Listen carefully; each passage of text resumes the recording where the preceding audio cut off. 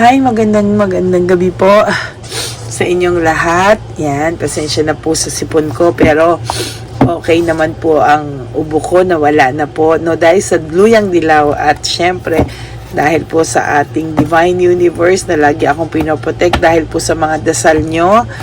Ayan, so ngayon po ay meron pa palang kalahati dito. Marami po salamat sa inyo, no? Kaya lang medyo ngongo na lang po ako kasi nga po sa sipon. Pero marami po salamat sa mga prayers nyo, sa mga wishes nyo na umokay ako, no? Kaya maraming pong salamat.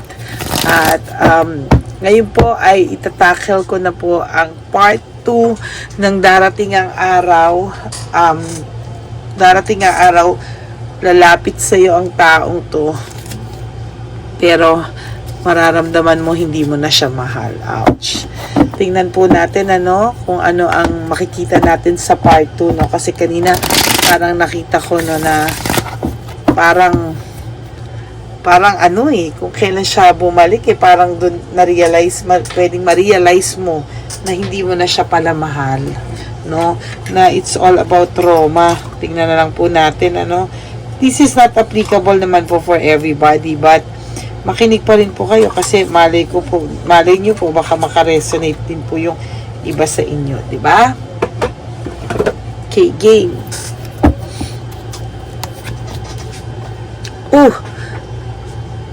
Same yung first card kanina sa ngayon. Coldness, no?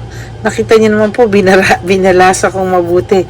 Coldness, no? Talaga nakakaramdam na po ito ng panglalamig na kung sino man po ang kinakasama nitong taong to sa ngayon ay talaga pong nakakaramdam ako, ang lakas ng pakiramdam ko.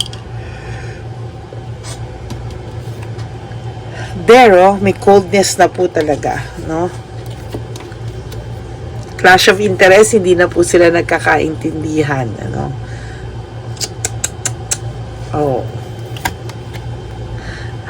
ang dami na po nilang unresolved issues, no? Kaya may emotional baggage po ito. Kaya po sa mga oras na to, no, kayo na po yung naiisip niya, no?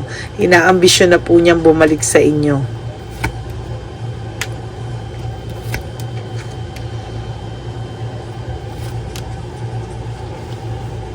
Difficulties, no? Doubts, weakness and manipulation. Alam niya po na nagkamali po siya, no? Nagkamali po siya ngayon na nakikita niya maayos ang buhay mo. Nakikita niya po na may willpower siya. Naku. So, stress and burnout pa rin po itong taong to, no? Pero parang nakakaramdam po siya ng willpower and new venture, no? Na parang gusto na po talaga niyang bumalik sa'yo, no? Kaya lang po, sabi ko nga, nagdadalawang isip to kasi nakakarating po sa kanya sa mga bali-balita na ikaw daw ay nakamove on na. Maaaring ito pong taong to ay may kinakausap na kaibigan mo na pwedeng ay may emptiness and emotional loss. Pwede pong nababaliktad yung mga sitwasyon, Baka may iba pinapalabas na nakamove on ka na, no? So, may insecurity sa iyo yung nagbabalita, no? Or sa iba naman, pinapalabas talaga, sinasadya na nakamove on ka na, no? Para sabihin na hindi ka na apektado and all, no? Passion and high standard. Kasi pwede rin po yung tao sa inyo ay may insecurity, hindi rin siya makalapit, no? Parang may self-pity dito parang may nakikita kasi ako dito na mas may ka sa kanya, mas may sinabi ka sa kanya, no? Oh my God, may mga naiisip akong nare-resonate ko na mga subscribers na nagpa-private reading, parang nakikita ko yung barahan nila. So, failure, no? Failure po ito, tong relationship na to. Binabalanse niya but still hindi niya mabala-balanse, insecure, no? Insecure talaga sa yung babae kinakasama niya ngayon. Kaya sa totoo lang, kada dakdak ng babae, kada dakdak ng palakang kokak na yan, kada dakdak niyan, ayan, no, naiisip niya tuloy ngayon lalo yung worth mo, no, kung bakit ka ba niya naloko, kung bakit ka ba niya pinabayaang makawala, no. So, kakadakdak niyang palakang kokak na yan, or basta babae o lalaki man yung palaka, doon niya lalong nare-realize tuloy na bakit ko ba pinakawalan tong babaeng to. Kaso may nakikita po ako dito, no. Baka pag nagharap kayo, yun ang masakit, no. Baka pag nagharap kayo, ma-realize mo, ay, okay na pala ako, no. Baka ma-realize mo na gusto mo na lang pala ng closure. Again, this is not applicable for everybody po, ha. This is a general reading and not a private reading po. Ayan, no, sabi niya, bakit niya ba sinira nyo yung samahan nyo, no? Shattered dreams, ano? So, may resentment talaga to, may pagsisisi to. Kaya lang, so, totoo lang, no? Hindi ko alam kung gusto nyo pa tong balikan. For some of you, yes, but for some of you, no na rin, no? Kasi parang ayaw nyo nang magtiwala and ayaw nyo na mag-go through the process of hurting you once again, ano? Ayan, no, may mga nakakausap po ito, no? Nakakausap po ito na pinaparating sa kanya na naka-move on ka na okay ka na. Ayan, yo, cold heart, no? Na malamig ka na sa kanya, na may iba ka na, or may mga nanliligaw na sa yung iba. Ang fear ko lang, baka pag nagkaharap naman kayo nito, gustong-gusto mo siyang bumalik, gustong-gusto mo siyang makausap. Ang tanging fear ko lang, paano pag bumalik pala to, nakausap mo, at biglang nakasama mo na siya, na ang saya-saya mo, feeling mo, success ka na in everything. Tapos mararamdaman mo na, kung kailan siya nag-reach out sa'yo, hindi na pala yun yung hinahanap mo, no? Hindi mo na pala gusto yung samahan nyo, no? Na na-trauma ka na lang pala talaga, or na-trauma kang iniwanan ka. Kaya, to be honest, hinanap-hanap mo to, nalungkot ka, iniiyakan mo, pero nung pagbalik niya, parang hindi mo na rin pala maibigay yung dating ikaw, hindi mo na rin pala matitiwala yung kung ano man yung dati, no? Parang wini-wish mo kasi bumalik tong taong to, but ang nangyari is more on hindi na pala yun yung hinahanap mo, hindi na pala yun yung gusto mo sa buhay mo, no? Naka-move on ka na pala, no? Naka-move on ka na pala, parang closure na lang pala yung kailangan mo. Parang for some of you, ganun ang nakikita ko, ah. But for some of you, meron pang chance maayos. Basta magsisi lang ito talaga ng talagang masasabi natin na nagsisi talaga siya. Pakita niya talaga sa iyo na talagang magbabago na siya. Hindi niya nasasayangin yung chance na binigay mo, no? Kasi sa totoo lang po, nawalan talaga ng direksyon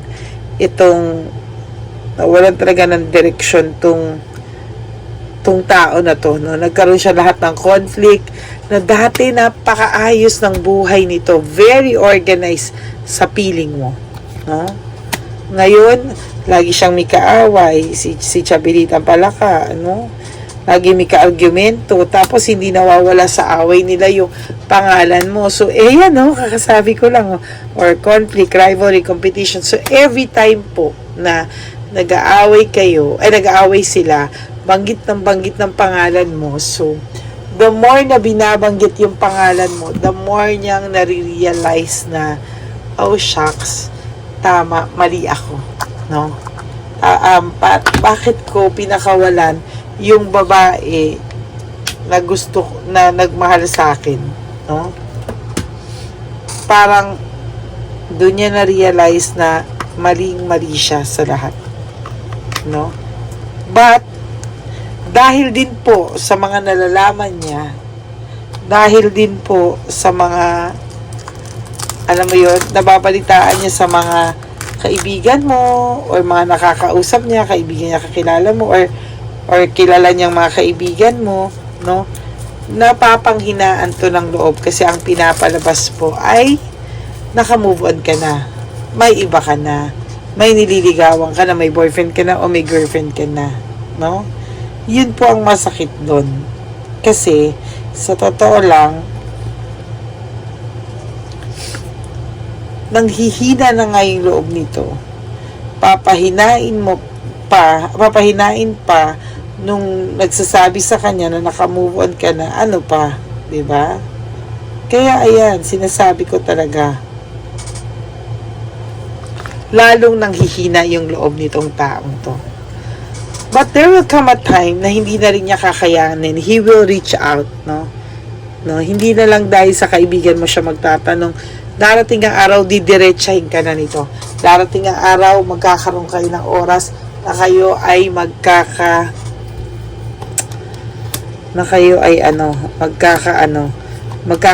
at magkakaharap, no?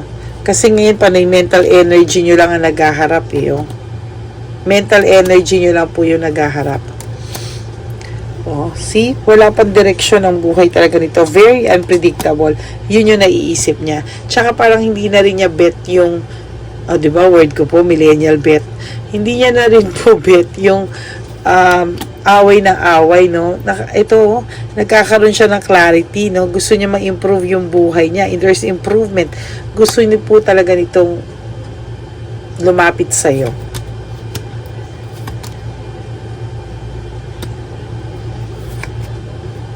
Ayan, gusto niya po ulit mabigyan ng isang pagkakataon. Yun nga lang po, no?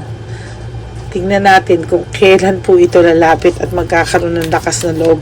Kasi to be honest with you, nangihina po yung loob niya sa mga oras na to. Reward, fruit of labor. Tuloy-tuloy mo lang daw po yung magandang sa trabaho mo, no? Or sa pinagkakakitaan mo.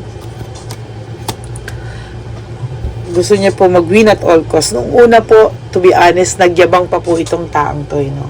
Sobrang yabang pa po nung taong to, no? Niyabangan pa po kayo ng niyabangan. Pero nung huli, deep inside him, he realized, naging rude pa po ito sa inyo. Masakit magsalita, no? But then again, no? Itong mga huli, nakaka-realize siya na kinaya mo palang mawala siya. And siya pala yung hindi maayos nung kinaya mo na mawala siya. So ngayon, dadalawang isip siya kung kailangan mo pa daw ba siya or hindi na. Yan ang masasabi kong kalokohan talaga, no? Kung kailang wala ka, tsaka na-realize yung worth mo.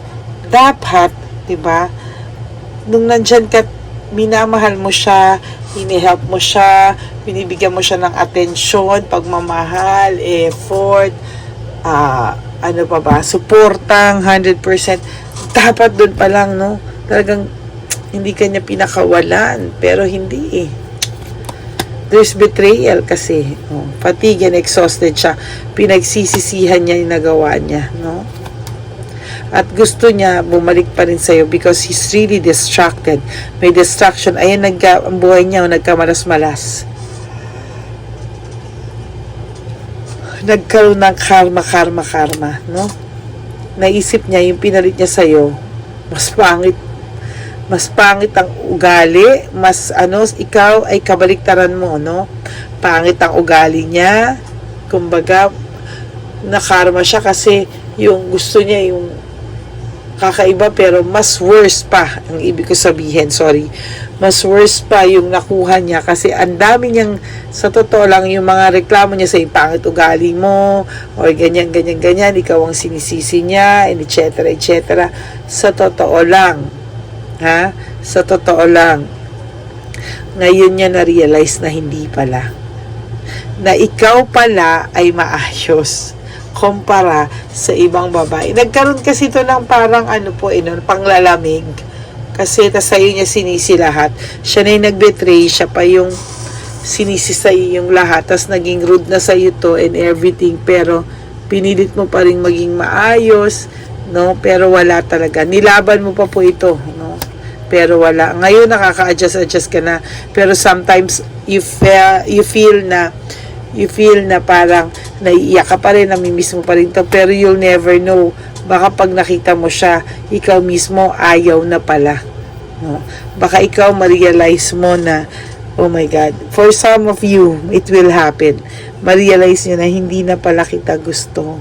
Iba na pala ang, okay na pala ako. Kailangan ko lang pala ng closure. For some of you naman, magiging happy, no? Magbigyan ng chance, no? Pero for some of you, most of you, ayaw na. At yun ang pinaka-karma niya at makakapagpabigay sa kanya ng lungkot. Alam nyo ba na pag niloko kayo, tapos bumalik sa inyo, at naramdaman nila na hindi na sila ganun ka-welcome dahil sa ginawa nilang pagbe-betray sa inyo, mas masakit sa kanila yon. So, totoo lang, masakit yun. Kasi kung kailan na-realize nila kayo, ang hirap kasi wala palang second chance. Kaya kahit mabigyan nyo lang sila ng 0.5% na chance or 5% na chance, i-grab nila yon just to prove to you na nagbago na sila.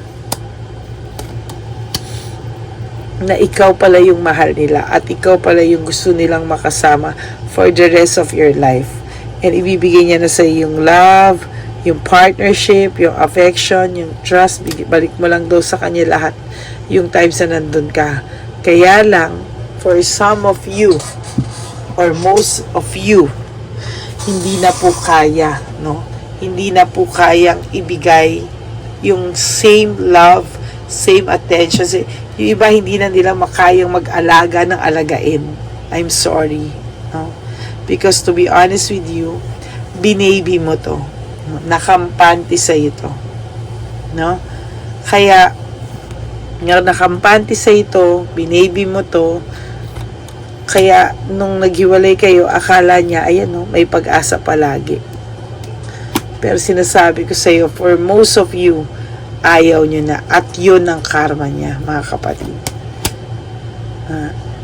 Nakakulong siya ngayon, no, sa sarili niyang multo.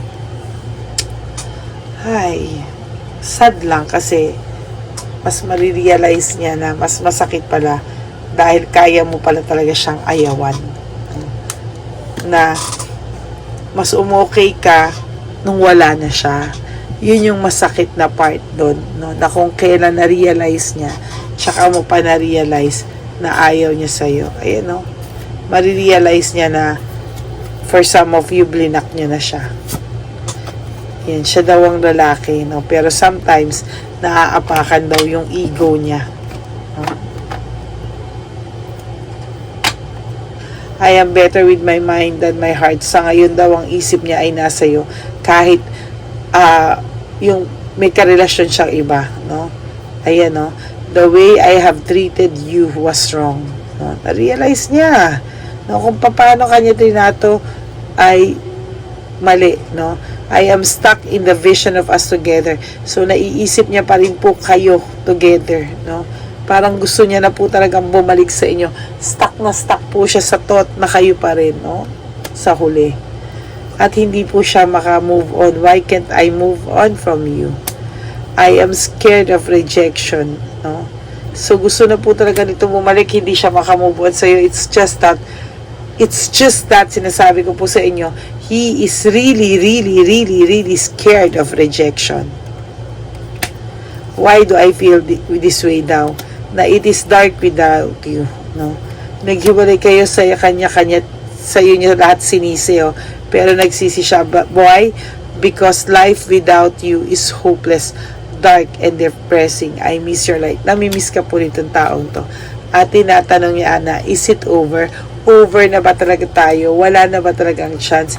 Kasi sinabi niya na no one understands me but you. Naisip niya na wala pong pwedeng tumanggap, magmahal sa kanya ng buong buo kung hindi ikaw. And why do I feel so lost? No? So, ngayon po, ayan ang nararamdaman niya, no? Ito po yung tarot cards, ayan po yung love oracle niya, no? Yan ang talagang nararamdaman niya sa ngayon. Natatakot lang ako for some of them na talagang nagsisi, pero akala nyo mahal nyo pa sila, pero pagbalik pala, shucks, okay na pala ako, naka-move on na pala ako, hindi ko na pala ikaw mahal, gusto ko na lang pala ng closure, at nalaman mo lang na hindi mo na siya mahal o hindi mo na siya gusto nung nakaharap mo na siya. Nakita mo, awa na lang pala yung nararamdaman mo sa kanya. And you will be always grateful to him for all the memories, no? But not in the same romantic situation, no? For some of you lang naman. Pero for some of you, mayroon ako nakikita na excited pa rin sa pagbabalik nila, no? Ito po, again, ay para sa mga taong nagmahalan at nagkaroon ng relasyon po, ha? Hindi po ito sa relasyong naggamitan lang. Iba po yun. Okay? So, maraming salamat po para sa panonood nyo po ng part 2 ng aking reading, no? Na part 2 na darating ang araw, babalik sa iyo ang taong to sa panahon na hindi mo na siya pala gusto. Parang ganun. No? For those of you po na who wants to have a private reading with me, no, you have to message me po sa FB ng Lady Lee Elena. So that's Lady Lee Elena. That's LADYLY. Elena naman po yung susunod. That's ELEYNA. Lady Lee Elena, no? And sasagot naman po ako sa inyo, no? Kaya lang po sana yung gusto pong magpa-reading, yung talagang seryoso lang, no? Kasi alam ko po na nagtatanong kayo na everything. Pag naman po sinagot ko kahit sumagot po ako ng inquiries yung ganyan, huwag yun naman po ako sagutin na ganyan lang or dead man na po, no? So, para naman po may konting kamustahan tayo, no? Ayun lang naman po. Kasi minsan po, pagka ako yung nakaka-check, lalo na kung wala akong pasok at na-check ko, no, nag-hi-hi po ako sa iba, no, at ako po minsan yung sumasagot. Yung aking pong anak-anakan ay minsan lang. Pagka wala ako talaga, minsan po kasi pag nasa opisina ko, sinishift ko po yung account, switch account ko po sa ibang Facebook, tapos sa events, no, o dun sa charity ko.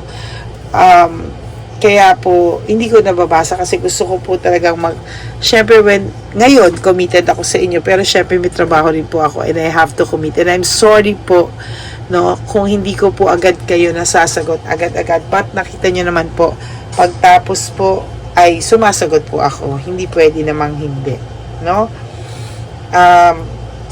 Ayun lang po. So, nagpapasalamat po ako sa inyo, sa lahat-lahat ng panonood nyo po. Please always pray for me also, for my health, and I will always pray for you night and day para po sa maipkakapanatag ng puso nyo. Kanina po, nagkaroon din po ako ng chance, no, na makapagbigay ng mensahe from the Divine Universe.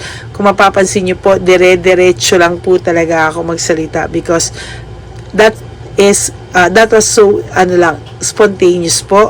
Hindi ko po, wala pong script, wala pong kahit ano, basta binubuka ko lang po yung bibig ko at kung ano po yung lumabas, ay yun po ang lumabas, no? Wala pong script, walang sugar-coated na mga salita, no? Walang sugar-coating na mangyayari. At isa pa, sana po, bago nyo panoorin to, ay mapanood nyo po yung kanina, no, yung darating ang araw, no, na part 1. So, yun muna po sana. Then, after po nun, i-continue na lang po nyo ito para may consistency, no? Kasi baka hindi nyo mag-gets kung ano yung mga pinagsasabi ko kasi hindi nyo napanood yung part 1, no? So, yan. Maraming pong salamat sa inyo at gusto ko po ipaalam sa inyo na lagi lang po ako nandito para sa inyong lahat, no? Kahit po tulad ngayon, pagod na pagod po talaga ako, antok na antok ako, masakit ang katawan ko. Hindi ko po alam kasi minsan, most of the time, pag nakaupo ka lagi sa work, tapos pagdating din dito, upo ka rin, di ba? So, para po talagang kailangan ko din talaga minsan mag-jogging or ano, pero hindi ko po magawa talaga, no? Parang pagod na pagod po ako. So, ngayon parang gusto ko na lang humiga at matulog. Pero hindi po. I have commitment sa inyo.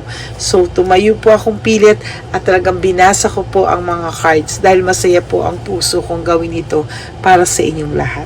Okay? So, have a blessed night and a peaceful night. And matulog po kayo at magpahinga, no? Maghugas po kayo ng kamay na may konting asin.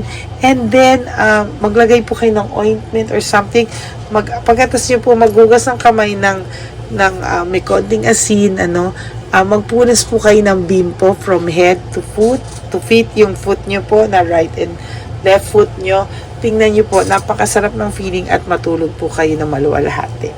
Okay, I'll see you all again tomorrow. Tingnan po natin kung continuation ba ang makikita natin or we have a new topic na kung saan tayo idadalin ng Divine Universe, no? So, maraming salamat po sa inyo and I love you all, my Lady Elena subscribers and family. May commitment po ako sa inyo and I will always never forget yan. Okay? Maraming po salamat and I love you all. May God bless you all. Bye!